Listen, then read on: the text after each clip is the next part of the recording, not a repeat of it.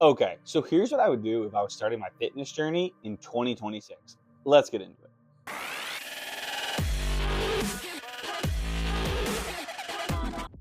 All right, so first of all, that sounded really weird saying 2026. Still not used to that. So I'm recording this on January 2nd. So I'm going to go over from the three main aspects of health and fitness, what you should do. So, first, let's start off with fitness because that's probably the biggest one to go over. So, first of all, the first thing I would do, honestly, and I am going to gear this towards weight loss, is I would start by picking a certain number of steps a day and just hitting that every day. So if 10,000 seems like a lot, because that is like typically the number people go for, start lower. Start at like 7,500 steps a day. And then maybe every 2 weeks you had 500 steps. And then after like 2 months, you'll be at 10,000 steps a day. But like ease into it in a sense, right? So first, I would 100% just start with steps. The next thing is know the type of person you are, and you really have to be honest with yourself. A lot of you are going to lie to yourself and pretend you are someone you're not. So me, I'm very much the type of person, like when I say I'm gonna switch something and do something, I don't like ease into it. When I ease into it, I just don't do it. I need to go all in or just not do it. That's just the way I am. So there's a lot of people though that easing into it makes way more sense. So truly be honest with yourself and see which one makes more sense. But the way I would suggest starting working out would be I would go 3 days a week, likely. That would be the number I think would make the most sense for most people. Do one chest and tricep workout or like a push day. You can do shoulders on that too. Then I would do one pull day, which can be back and biceps, and then I would do a leg day. And I would do 3 days a week, and you're gonna wanna start out slow. Do not kill yourself at first because you're just gonna burn out. What I feel like so many people do, and the reason they don't stick with the gym, is they almost see it as like a project that has an end date on it, whereas they don't look at it as like a lifestyle that they're going to transition into. There's a very big difference. So you don't want to just like go all in and then burn out, because the second you burn out, what was the point of your fitness journey in the first place? You're already done with it. You don't want to do that.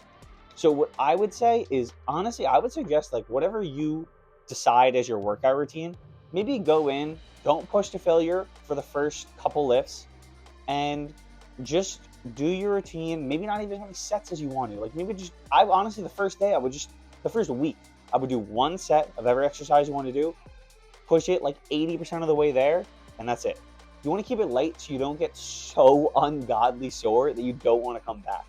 Because like I remember I did that. It was awful. There was a time where the first time I hit biceps, I couldn't straighten my arm for 3 days. I literally couldn't straighten my arm. Like, why would you want to do that? I'm just a sick in the head. Like that's why I went back. But like most people aren't going to go back to the gym after that. So start slow, work up from there. So as I said, I'd start with like one set of everything.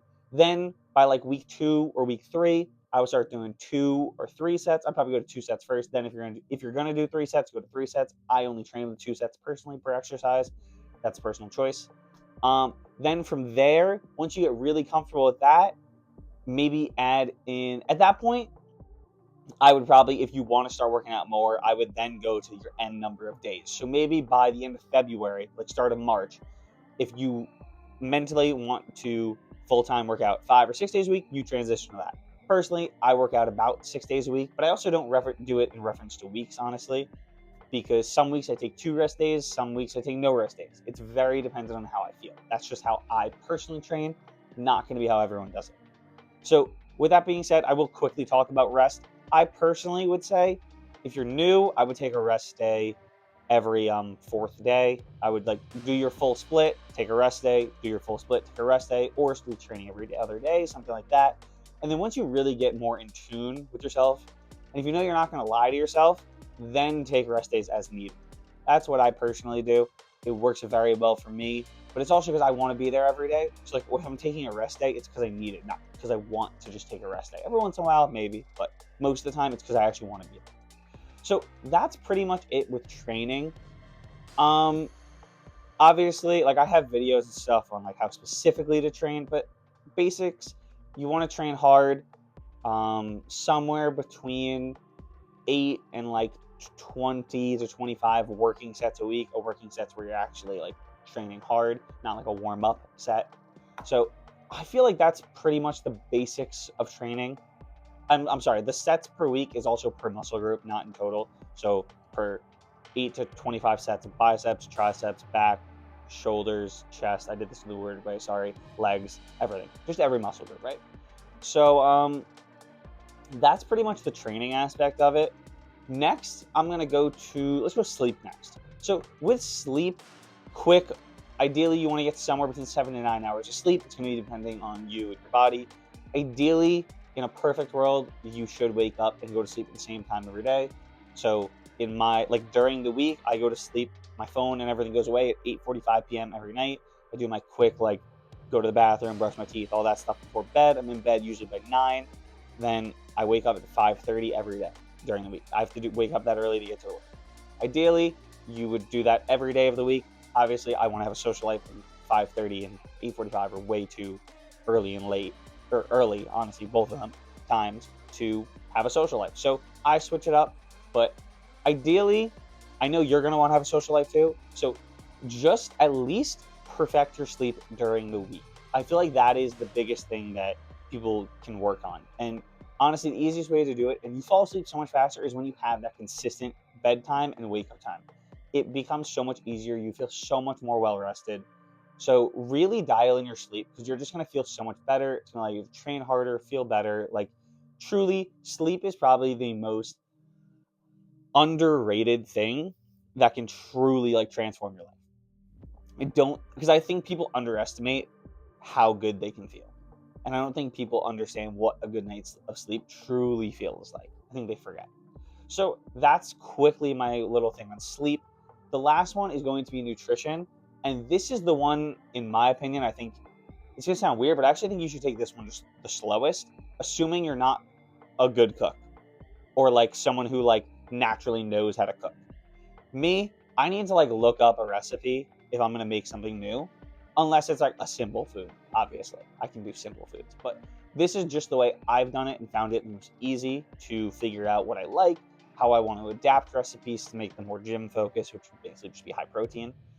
And so the biggest thing would be, one, just start out trying to eat more whole foods in general, cut out processed foods. That's going to help you in general, just feeling better. As I quickly said, protein is going to be really important. You're going to want to eat somewhere at a minimum 0.7 grams per pound of body weight in terms of protein. So multiply however much you weigh on a scale. If it's in pounds, multiply it by 0.7. That's how much protein you should be eating in a day at a minimum. Um, with that, I said whole foods you want to be eating. It's just better to eat those. They're just better for your body in general. So the way I would transition from eating whatever your diet is currently to this new more whole foods diet, and don't ever think you have to do this 100%. Most people go with like the 80-20 rule on their diet, or maybe 90-10, 70-30, wherever you are. But you want whole foods and stuff to be at least 80% of your diet, right? So the way I transitioned is to this new diet would be, you start with like one meal. For me, I'm perfectly okay eating the same breakfast every day. And if you are, I know a lot of people do that. So start with your breakfast. Change your breakfast to a nice, good, healthy, high protein breakfast. Start with that and then move on. Then what you're going to do is, if you bring the same lunch to work every day, find that. So find a lunch that you're going to make and do that. If you switch your lunches once a week, I typically meal prep for the week. So what I do is on Sundays, I will, or on sometime over the weekend, I'll find a new recipe and make that. And then maybe I'll only even add one new recipe every other week or whatever. But you just slowly start adding in new lunches. And then you also do the same thing with dinners. And like, you just slowly start adding more and more meals. Honestly, this is just a personal thing, but I'm very okay eating a lot of the same meals over and over again, which I definitely do honestly a little too much. I actually am trying to start eating more foods, because I love all food. I'm not like a picky eater either, but I just am very okay eating a lot of the same meals. I don't mind eating the same food over and over again. It's so tasty every time to me that I don't care. So with your diet though, just try and add like one new meal a week or one new meal every 2 weeks. And like, slowly over time, you're going to transition to just having that healthier diet. And I feel like you can kind of get from the whole vibe of this video, like, don't expect to have everything and be like this whole new person by like the end of January. I think it's much more feasible to be like, okay, maybe by like the end of March, you'll have this whole routine locked down. And like, think of like March as your like really start lock-in date, but you give yourself this 3 months to like understand how to do it right. Because I feel like way too many people try and change everything overnight, and it just isn't gonna work. Like, especially like, I made these changes, I did one at a time. Like, I started out with the gym, then I learned about nutrition, then I learned about sleep. And it's like, so I made these changes over like years. Don't expect to make changes that it took me years to make in a day. You're not going to do that from December 31st into January 1st. Like, that's just not going to happen.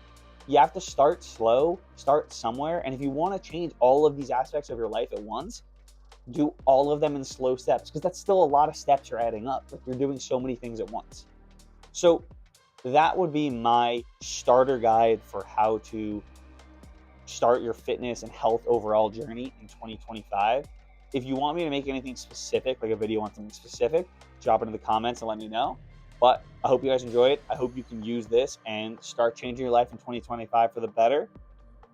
I hope you guys enjoyed. Make sure to like, comment, subscribe, and I'll catch you next Sunday at 5 p.m. Catch you there.